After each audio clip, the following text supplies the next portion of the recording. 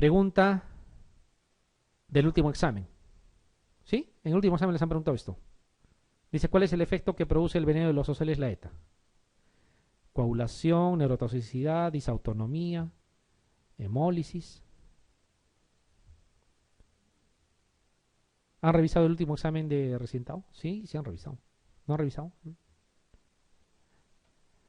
A ver, si les preguntaran eso.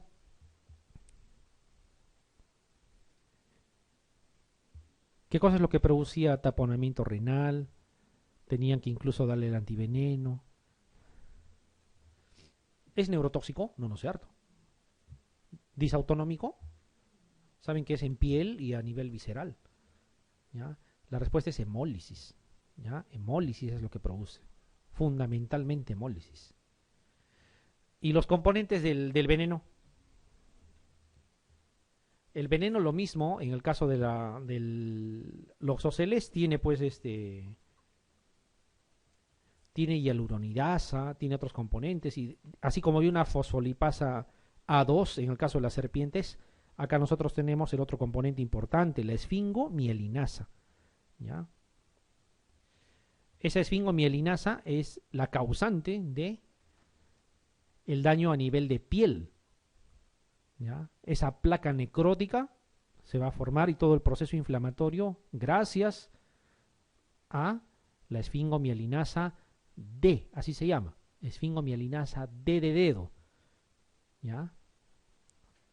Bueno, acá es hemólisis. ¿Ya? Dice aquí, la araña de rincón es una especie fundamentalmente, dice, peridomiciliaria, rural, extradomiciliaria, intradomiciliaria y cualquiera de las anteriores. La respuesta es intradomiciliaria. Si sufriera una mordedura de araña, así verificado, y esta mordedura ha sido, digamos, en una excursión en una zona rural, no es los oceles, pues será otra cosa, pero no los oceles. Salvo ciertas circunstancias. Sentí un lancetazo en mi pie cuando me estaba metiendo la bolsa de dormir. Ah, eso es diferente. Te lo has llevado desde la casa. Claro. O sea, tienen que valorar esas cosas. Porque si vamos a ser demasiado dogmáticos, no. Estabas a kilómetros de la ciudad, esto no es los oceles, no. O sea, puede haber circunstancias. ¿Ya? Puede haber. La causa de muerte en pacientes que sufren leucocelismo visceral, porque el leucocelismo cutáneo pues obviamente no mata, ¿ya? El leucocelismo visceral sí. ¿Cuál es? Así es. Muy bien, es falla renal aguda. Por eso es que los que hacen falla renal tienen que ser sometidos a hemodiálisis. No es la mayoría de casos, pero cuando hace falla renal hay que preocuparse, hay que asustarse un poco, ¿ya? A pesar a veces del suero antiloxocélico, podemos tener ese problema. Y eso preocupa, obviamente. No significa que a toditos hay que hacerle hemodiálisis. La lesión clínica más característica del leucocelismo cutáneo, lesión necrótica, lesión sangrante, úlcera infectada, placa livedoide, úlcera de presión. Y lo hemos dicho que es casi patrimonio de ellos, la placa livedoide, ¿no? Si uno mira ese tipo de lesión, obviamente tiene que decir, esto es leucocelismo, así no me relate, digamos, la forma más común de presentación. Y aquí está la pregunta pues que dieron en el examen. Dice, ¿cuál es la enzima dermonecrótica más importante del veneno de los oceles? La ETA. Y ustedes saben que es esfingomielinasa D. Y aquí les pusieron B. Seguramente le dictó a la secretaria y escuchó como B lo que era D. Es lo mejor que puedo imaginar, ¿no? Porque no hay forma de confundir, pero bueno, se confundieron. ¿Qué creen que deberían hacer si tienen este tipo de pregunta? Y lo estoy colocando tal cual estaba porque no quiero tampoco cambiar. Yo sobreentendería, digo, yo sé que es la esfingomielinasa D, acá se han equivocado, ¿no? Se han equivocado. ¿Lo dejo en blanco? No, tengo que marcar. Ahora sí. Ya, ahora está. Entonces, más o menos tengan presente eso, ¿ya? En casos de leucocelismo cutáneo, está indicado para disminuir el efecto necrótico e inflamatorio en piel. Oxa, doxiciclina, moxiclavulánico, dapsona, tetraciclinas. ¿Cuál? Dapsona. Pero está indicado. Es una cosa que quiero también decirles, ahora que cada vez está más de moda denunciar a los médicos, nos denuncian por desconocimiento generalmente, que no es lo mismo decir no que no sepan el tema. Como sé que no hay Dapsona, no le receto, falso. Haya o no haya, tu receta. Que no haya ya no es un problema médico, eso es una situación comercial, qué sé yo. Pero tú sabes lo que tenías que recetar y le has recetado. A veces pasa eso, ¿no? Que nos acoplamos a lo que tenemos y al final nos culpan. Muy bien. Ahí está la placa libedoide. Ahí está la placa libedoide. Miren, es más o menos lo mismo que hemos mostrado. Tendencia a la necrosis, pero con blanqueamiento. ¿Ya? Placa libedoide. Placa libedoide. El diagnóstico es clínico. ¿Ya? Clínico. Aquí también. A ver, observen bien. ¿Notan? Tendencia al blanqueado. ¿Ya? La placa libedoide. Y acá dice la lesión más característica del lactrodectismo. Lactrodectus es la otra especie, ¿no? Lactrodectus mactans, la viuda negra. ¿Produce lesiones en piel? No. Lo que más bien produce, ¿qué cosa es? Acción neurotóxica. Todos los venenos o todos los animales o invertebrados o lo que quieran que producen acción neurotóxica no producen lesión en piel. ¿Ya? Y si han dado cuenta, lo mismo sucede con los ofidios. ¿Acá cuál sería? No produce lesión significativa. En verdad, a veces no se distingue nada. Pero el efecto es neurotóxico. ¿Qué cosa van a encontrar entonces en los pacientes que tienen este tipo de problema? La neurotoxicidad también es más o menos parecida, ¿no? Como en el caso de los ofidios. Generalmente viene con cefalea, con vértigo, tinnitus, diaforesis, ¿no? Dolor también podría ser, ¿ya? Se puede asociar a diarreas, a vómitos, náuseas. Y si ya llega a ser disautonomías, eso ya es una cosa seria. A veces hay que agregar sulfato de magnesio en las disautonomías, en general, ¿ya? No es lo más común tampoco. Aquí es que no produce lesión significativa. Y aquí está otra araña también que no es menos importante, ¿eh? No es menos importante. ¿Dónde está aquí? ¿Se distingue qué cosa es esta figura? Así es. No, está en un racimo de plátano, ¿no? No es que sea un plátano de dimensiones gigantescas, sino que la araña es pequeña. ¿Ya? La araña es pequeña. Entonces, ¿puede estar en un supermercado donde hay fruta? Sí. Esa es la araña de las frutas. Salta. ¿Ya? Salta. Estoy seguro que han visto. Más de una vez. Y no le han prestado importancia. Fuera araña todavía le han dicho, pero cuidado, si les mordía tenían problemas. ¿Ya? Sí está este tipo de araña en las frutas. En los mercados de frutas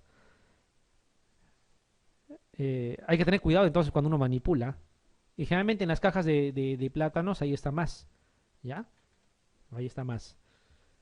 ¿Su veneno cómo es? ¿Insignificante? No, es neurotóxico. Tiene efecto neurotóxico.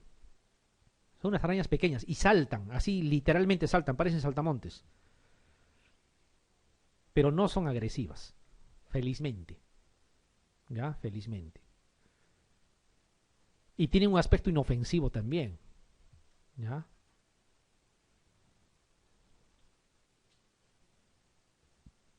Miren. Esas son las actividades que pueden estar relacionadas a este tipo de accidente. O sea, cuando la persona les refiera la mordedura, tienen que ustedes más o menos dilucidar qué tipo de especie podría ser. En realidad está el Arthrodectus, está el Oxoceles, pero también la araña de las frutas, ¿no? Sobre todo de plátanos. Acá se le ve mejor. Está ampliado, ¿no? Este no es un plato, ¿eh? Es una cuestión mucho, mucho más pequeña, ¿ya? Entonces, acá se le ve mejor a la foneutre, acá. ¿No? Sí han visto, la mayoría de ustedes ha visto. Entonces hay que tener cierto cuidado porque este tipo de araña, su mordedura también produce efectos neurotóxicos, dolor.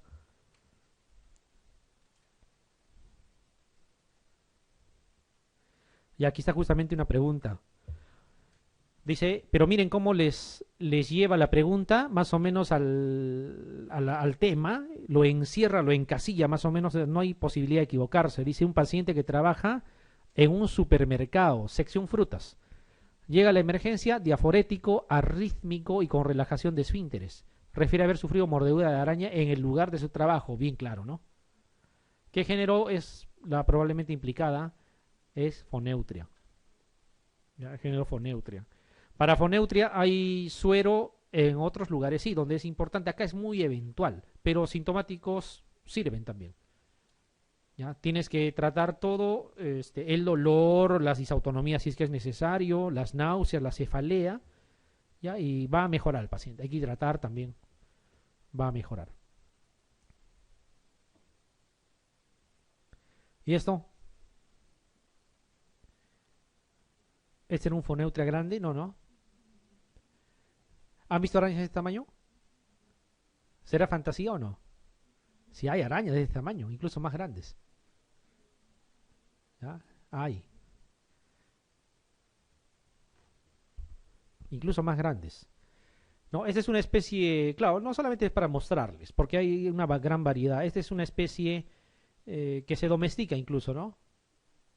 Algunas tarántulas se domestican.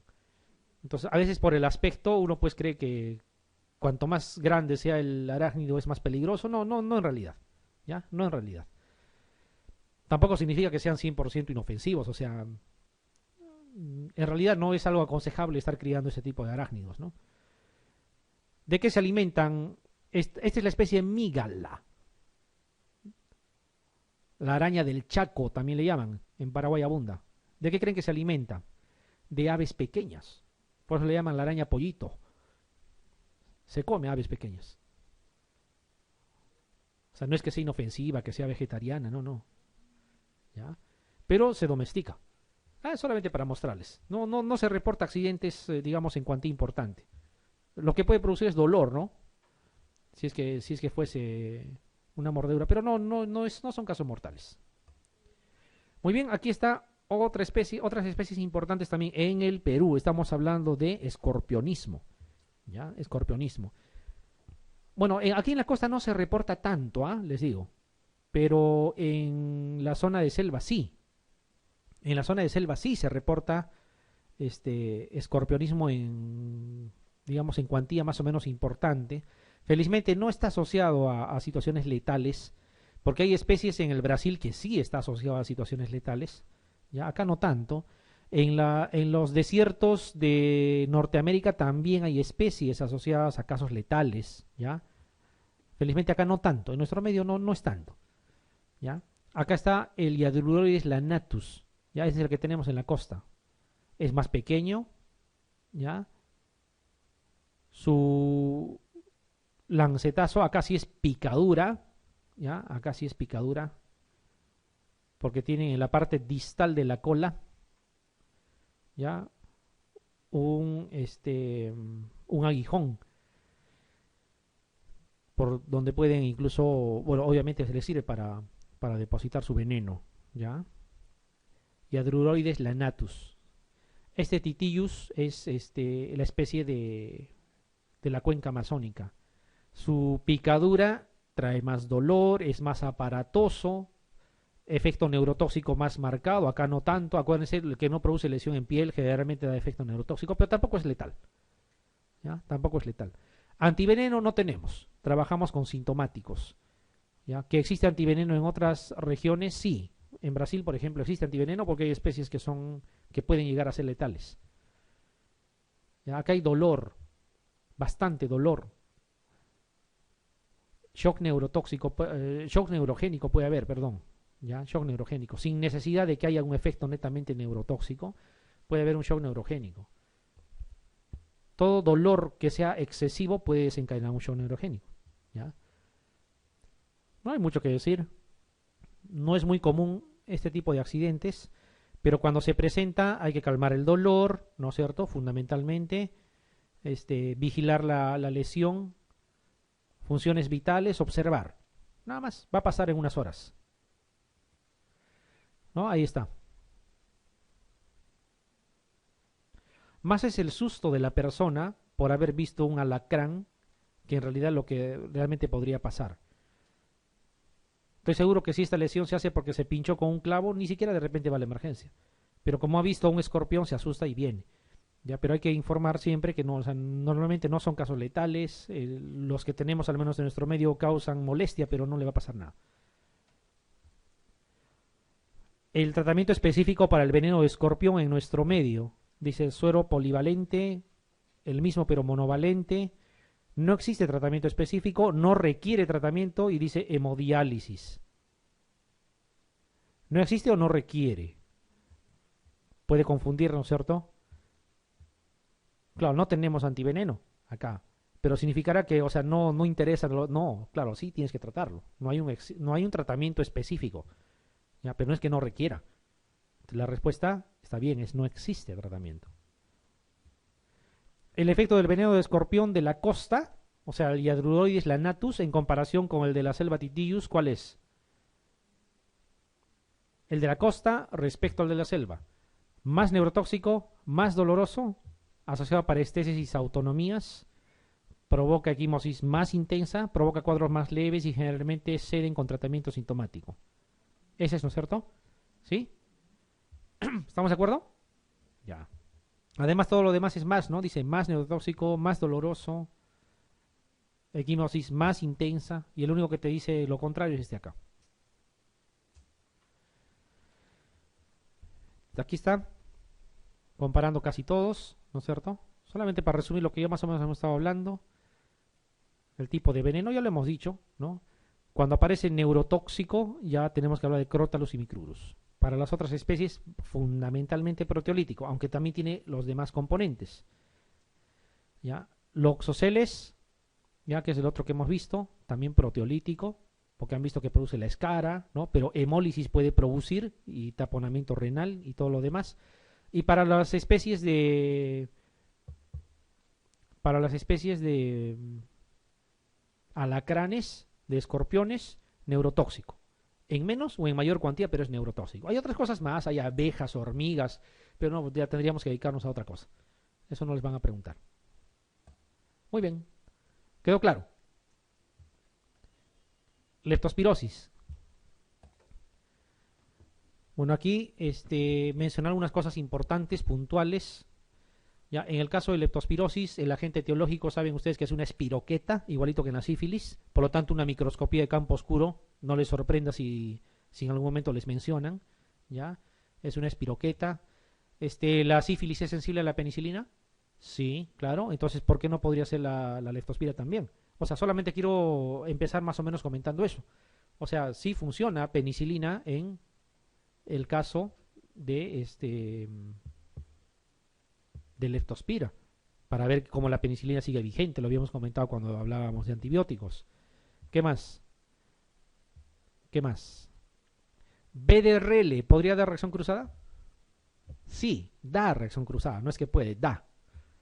Entonces un BDRL positivo no significa sífilis. ¿Ya? Ahí mal informamos al usuario, ¿no? Es sífilis, no, de repente sea sífilis. Hay que verificarlo todavía, ¿no? Hay que verificarlo. Ya, entonces viene a ser producida por una bacteria, una espiroqueta, ¿ya?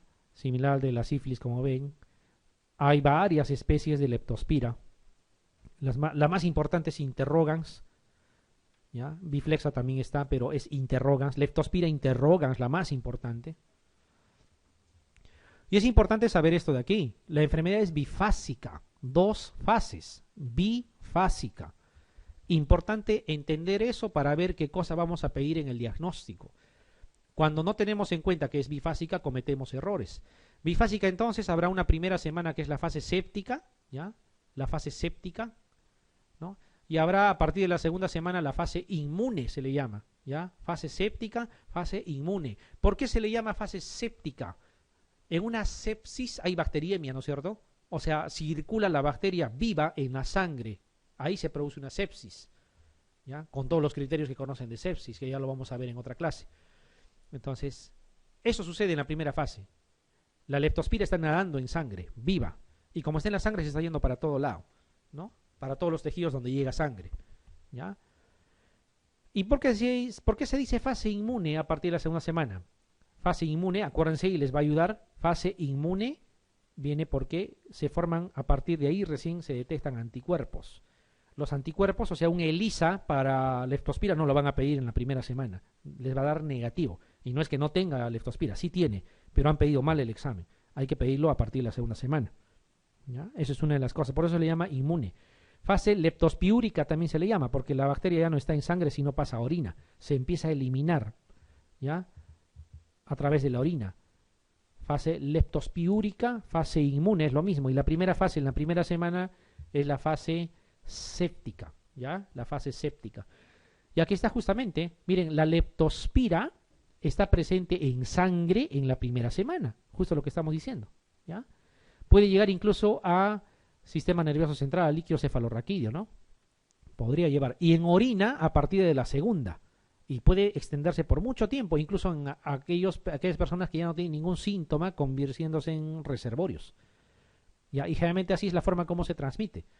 La persona que es leptospiúrica y que no tiene ningún síntoma, porque por si acaso la leptospirosis no siempre produce síntomas, a veces uno puede adquirir la enfermedad y ni saber que lo tiene. Entonces, como a todos nos gustan las piscinas, se van a las piscinas. Entonces, quien no ha entrado a una piscina no me va a dejar mentir. Entran a la piscina. ¿Qué cosas hacen en la piscina? Ya, aparte de nadar, pues, a otra cosa también entran. Sin querer, pero al final terminan haciendo eso. Miccionan en la piscina. ¿Ya? Y botan las leptospiras. Y la siguiente persona que se lanza a la piscina, traga un poco de agua, por las mucosas de la boca entra la leptospira y punto, ya se contagió. ¿Ya? Así se puede transmitir. ¿En el mar se puede transmitir? No. En agua salada no sobreviven. ¿Ya? En agua dulce sí. ¿Ya? En agua dulce sí. Los anticuerpos también, miren. ¿Ya? Los anticuerpos también. Negativos la primera semana, como ven. ¿Por qué? Porque no es la fase inmune todavía. En la primera semana hay bacterias en sangre, pero no hay anticuerpos. Por eso es que le pides el ELISA y sale negativo. Más o menos un poco ya subió. ¿Ya? Pero a partir donde es marcado es ya durante propiamente la segunda semana. Ahí sí, alto nivel de anticuerpos. Muy bien. Entonces, por eso ustedes pueden ver aquí que al inicio idealmente se investiga en sangre, pero ya la presencia de la misma leptospira en líquido cefalorraquídeo puede persistir desde la primera parte de la segunda semana, y en orina está presente la bacteria a nivel de la segunda semana para allá, porque es la fase leptospiúrica. Aquí está más o menos lo mismo, mucho más práctico. Primera semana, no se olviden. Segunda, bifásica, ¿ya? Bifásica. En sangre, la bacteria básicamente la primera semana, luego ya no hay. En orina, desde la segunda, ¿ya? En orina. Los anticuerpos lo mismo, la primera semana no se van a detectar bien. En la segunda semana es lo máximo para detectar, ahí sí. Y si se pasan de más tiempo, obviamente ya la IgM también desaparece, que mide agudeza, como sabemos, y aparece la IgG, que también no van a estar presentes siempre, ¿ya? No siempre van a estar presentes, va a desaparecer quizá en el tiempo. No es permanente, ¿ya? No es permanente. Si quieren hacer cultivo en sangre, la primera semana. A partir de la segunda ya no, porque ya no está en sangre, ¿ya? Urocultivo sí se puede hacer a partir de la segunda, porque es la fase leptospiúrica. Entonces son pequeños detalles a tener en cuenta cuando pidamos exámenes de laboratorio. ¿Se van a riñón? Sí. Ahí está la presencia de la misma leptospira en tejido renal. ¿Ya? Entonces, ¿cómo ejerce su acción dañina la leptospira? Por presencia directa de la bacteria. O sea, no es por toxina, no es por inmunocomplejo, sino como hay una fase séptica donde la bacteria nada en sangre, esta sangre se encarga de llevarla a todo lado. Llega a hígado, llega a riñón, llega a músculo, llega a hueso, a miocardio. Por eso a veces produce miocarditis por leptospira, produce falla hepática, por eso se torna histérico en algún momento si es que llega a esa fase. Puede producir falla renal, ¿ya? Pero es por presencia de la misma leptospira en el tejido que está dañando. El tratamiento, a pesar de que hay varias alternativas, no se olviden, es básicamente penicilina G para la forma moderada y severa, ¿ya? Obviamente será por vena. Y para las formas leves, doxiciclina, ¿ya? Doxiciclina para las formas leves y para las formas severas y moderadas, penicilina G. ¿Que algunos usan ceftriaxona? Claro que se puede usar ceftriaxona. pero no es la de elección. Es la que nos gusta a nosotros usar, eso es otra cosa. La de elección es G-sódica, ¿ya? G-sódica. Doxiciclina por vía oral para los casos leves, porque los casos leves son personas que vienen con algo de malestar, que creen tener, no sé, fiebre tifoidea, qué sé yo, también de forma leve, les hacen los exámenes y encuentran eso. No necesitan hospitalizarse todas. Y algunas personas son totalmente asintomáticas también. Ahí está. La leptospira interrogans, como habíamos dicho, también la biflexa participa. Hay más o menos 23 serogrupos. Puede ser que haya más, porque cada año a veces se descubre una u otra más. Ya, pero miren la cantidad de serobares, es una gran cantidad. O sea, a pesar que todas son interrogans en este grupo, pero miren, hay variedades, si podemos llamar, de la misma interrogans. ¿Ya? Aquí está la espiroqueta. Importante, la pasteurización no las destruye. O sea, no significa que un proceso de pasteurización, que es someter a altas temperaturas, luego a bajas extremas, eso significa que vamos a eliminar la leptospira. No. ¿Ya? No. Pero a la vez, en productos lácteos no encontramos leptospira. ¿Por qué será? No es porque la pasteurización las haya eliminado. Se debe a otra cosa. Miren, sobreviven hasta 100 días a menos 20. Imagínense cuánto es menos 20 grados. Si el agua se congela a cero, a menos 20, y están 100 días, o sea, un tercio del año pueden pasar ahí, y no va a pasar nada. O sea, toleran temperaturas extremas. ¿Ya? En el agua salada no sobreviven. No se adquiere leptospira en el mar.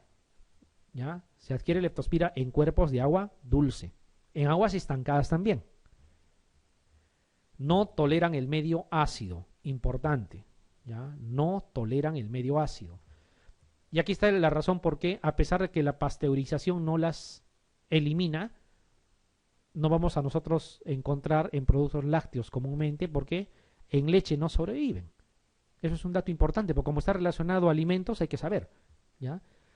Solamente sobreviven cuando hay una dilución de 1 en 20. Y no creo que nadie consuma leche en una dilución de 1 en 20. 1 en 20 significa 20 porciones de agua y una sola de leche. Es absurdo. Nadie consume así. ¿Ya? Entonces, solamente en ese tipo de, digamos, de preparado podría sobrevivir. Y como no es lo característico del consumo, no hay problema. Los productos lácteos no hay tampoco. Entonces, aquí están varias especies, son muchas en realidad, pero sin embargo, siempre Leptospira interrogans encabeza la relación, ¿ya? Asociada clínicamente a un gran abanico de posibilidades, desde infecciones totalmente asintomáticas, pasando por las de fiebre, a veces fiebre, asociado a otras cosas más, y lo peor, lo más florido es cuando hace el síndrome de Weil, ¿no? El cuadro más, digamos, más catastrófico, con ictericia, con falla renal, ¿no? Con falla multiorgánica a veces. Hay una forma pulmonar que es severa también, ¿ya? Pero lo más común es que no sean cuadros de ese tipo. Entonces, pueden ser los animales infectados generalmente, ahí puede incluso participar el humano, en la fase de leptospiuria, como hemos visto, que podría incluso ser en personas o animales asintomáticos, van a contaminar agua, suelo, cuerpos de agua fundamentalmente. Entonces, por piel y mucosas, de la forma como hemos mencionado, puede ingresar y obviamente infectan a otra especie más, entre ellos el humano. Miren, piel, mucosas, tanto bucal como anal, pueden ser puerta de entrada. Ingresa por piel y mucosas, lo que estamos viendo, se distribuye por todo el organismo, donde en la fase séptica. Como está en sangre, se va a todo lugar donde la sangre llegue. Produce una vasculitis severa, daño endotelial también. ¿Ya? ¿Pero por qué? Por la presencia de la misma leptospira. ¿Ya? Las alteraciones hepáticas son debidas a lesión directa, hace referencia a lo que estamos comentando. Tiene que estar ahí presente la leptospira, pero a pesar de que nada en la sangre se va y podría irse a todo lado, tiene cierta predilección. Por eso se llama tropismo, por lo que están viendo ahí, a nivel de hígado, por eso produce ictericia, a nivel de riñón, por eso produce insuficiencia renal, a nivel de corazón, por eso produce miocarditis en algunas ocasiones, y a nivel de músculo esquelético. Por eso es que es típico las mialgias. Hay dolor en las pantorrillas, eso es un marcador clínico de leptospira para sospechar. Entonces, la presencia física tanto en el hígado, en el riñón y en otros lugares de esta leptospira se ve a la presencia de algunas enzimas, fundamentalmente esta hialuronidasa. Hay que recordar algunas enzimas. La hialuronidasa es una enzima que le permite ingresar a la leptospira y afectar directamente los tejidos que estamos mencionando. Entonces, miren, A nivel de riñón, alteraciones en el sedimento urinario, puede producir falla renal en algún momento, ¿ya? El riñón es uno de los sitios que más ataca la leptospira, ¿ya? Puede producir insuficiencia renal. A nivel de hígado, disfunción hepatocelular, sin necrosis, por eso es que se recupera, ¿ya? Puede producir hemorragia, hemos dicho, porque produce disfunción endotelial. A nivel cardiovascular, daño directo, la miocarditis. Y a nivel de pulmón es importante, porque personas que hagan leptospira pulmonar, suena crudo, se van a morir, con toda seguridad, hagas lo que hagas, ¿ya? Más de un caso se conoce de personas que llegan con cierto malestar y alguito de dificultad respiratoria, personas jóvenes de 20 años, 25 años, les toman una placa y encuentran pulmón normal, ¿no? Por ahí en un vértice, un ángulo costofrénico, alguito de patrón miliar, parece sugestivo, y las personas que ya conocen el tema y viven en zonas donde hay más prevalencia, parece leptospira. Y te lo dicen así, este paciente se va a morir, pero si hay ventilador mecánico, no interesa. Iniciémosle tratamiento, le inicias, igual evoluciona, igual se muere. O sea, la forma más severa es la pulmonar, ¿ya? Catastrófica. Se mueren haciendo hemoptisis, no interesa de la edad, no interesa que tengan o no comorbilidad, ¿ya? La hemorragia intraalveolar es importante en ese caso. Podrían preguntarle cosas como, por ejemplo, la principal causa de muerte no viene a ser la forma pulmonar. Causa de muerte, ¿ya? La falla renal, ¿ya? Pueden preguntarles la principal causa de hemorragia, y es justamente la disfunción endotelial, ¿ya? Podrían producirles cuál es la forma clínica de mal pronóstico, y eso sí, ahí sí es la forma pulmonar, ni hablar. Entonces, la principal causa de muerte es la insuficiencia renal que se puede producir, la principal causa de hemorragia es la disfunción endotelial propiamente, y la de mal pronóstico es la forma pulmonar, por hemorragia alveolar, ¿ya? Aspectos clínicos, como hemos dicho, la primera fase, una semana, la fase inmune desde la segunda, y se va por mucho tiempo, ¿ya? ¿Dónde hay anticuerpos? En la fase inmune, antes no hay, en la primera semana no hay. Por lo tanto, los exámenes que nosotros pedimos, esos que están viendo aquí, la microaglutinación, que normalmente le llamamos MAT, de microaglutinación, ¿ya? Esto va a responder a la presencia de bacterias. Por lo tanto, la microaglutinación, que se puede tomar en sangre o en sangre se tomará en la fase séptica, en la primera semana. Y esa misma aglutinación, si yo quiero tomar a partir de la segunda semana, ya no lo puedo tomar en sangre, lo tomo en orina, ¿ya? Porque ahí está la bacteria. Y cuando pido anticuerpos, porque el ELISA, IgM, IgG es el que se usa, ¿ya? En la primera semana no puedo pedir, no hay anticuerpos, ¿ya? A partir de la segunda semana sí, y siempre en sangre, ¿ya? Esa es la manera correcta de usar, digamos, el laboratorio. La mayoría de las veces no hacen ictericia, ¿ya? La forma ictérica, felizmente, es solamente la 10ª parte de todos los casos que muestran clínica, ¿ya? El síndrome de Weil, ¿no? La forma ictérica. No se olviden, no solamente es el humano, roedores, se describe mucho a los roedores y a otros animales de sangre caliente como portadores de leptospira. Esos animales también pueden hacer ictericia, pueden hacer formas, digamos, extrapolando, similares o compatibles con la enfermedad de Weil, ¿no? La forma pulmonar catastrófica, ¿no? La forma pulmonar casi un pasaporte al más allá, es lo más probable. Le das tratamiento, lo pones en ventilador, pero no responde bien. No responde bien. La fase ictérica que en humanos se presenta, en animales también se puede presentar, ¿ya? La leptospira. Y este animalito también va a eliminar en orina. Roedores, aguas estancadas. Por lo tanto, una profesión de riesgo o una actividad de riesgo, la gasfitería, por ejemplo, ¿ya? Las personas que trabajan con aguas hervidas son personas que tienen alto riesgo para leptospira. Parece mentira, las personas, un grupo importante que se ve son las personas que se dedican a manipular alimentos también, ¿ya? Por algún motivo, ¿ya? Por algún motivo. Tratamiento, ya hemos dicho, ¿ya? Para las formas leves, doxi, ¿sí? Y para las formas severas, penicilina G. Como alternativa está ceftriaxona. Ahora alguien dirá, pero doxiciclina no puedo usar en menores de 8 años por el problema del, ¿no?, del esmalte dentario, etcétera. Ahí usas amoxicilina. ¿Y por qué amoxicilina? Porque si usas penicilina G y funciona, amoxicilina también. Alguien me dirá, entonces mejor uso amoxiclavulánico. ¿no? Porque a veces esa fantasía hay. La pregunta es, ¿la leptospira produce beta-lactamasas? No, ¿no es cierto? Entonces ya, pues, queda en nada, ¿no? Sino que queda, ¿no? Esa idea, mejor me aseguro con amoxiclavulánico. No te aseguras nada. ¿Ya? Hay que saber en qué momento usar. La profilaxis se puede hacer con doxiciclina en algunas personas que tienen riesgo, actividad de riesgo, ¿ya? 200 miligramos por semana, o sea, 2 cápsulas a la vez, una vez a la semana nada más. Varón de 30 años, gasfitero, la pregunta que dieron en vuestro examen último, ¿ya? Esto es del residentado 2013. Gasfitero, por gusto no les van a decir que es gasfitero. Ya hace 18 días refiere malestar general, alza térmica, cefalea intensa y dolores osteomusculares. Ya están los dolores musculares ahí. Apredomino de pantorrillas, justo lo que les he dicho, ahí es donde más duele. Una forma de evaluar es presionando esa zona y duele. A la semana presenta ictericia, lógico, ¿no es cierto? Porque ha evolucionado a la fase ictérica la enfermedad de Weil. Oliguria, claro, hay compromiso renal. Compromiso del sensorio y signos meningios, está siendo un cuadro generalizado. ¿Cuál es el diagnóstico más probable? ¿Cuál es? Siendo gasfitero y ha hecho un síndrome ictérico que ha terminado en falla renal y todo lo demás. Leptospirosis, ¿no es cierto? ¿Sí? Ya.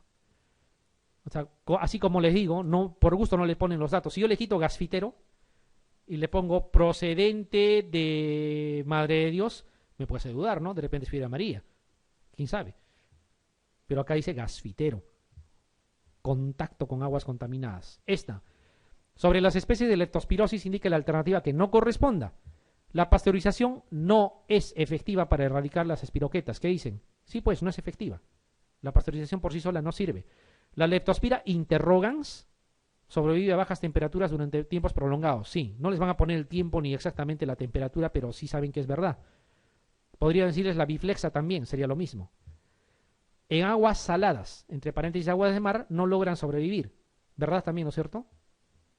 La especie Leptospira biflexa es menos agresiva en humanos en relación a la especie interrogans.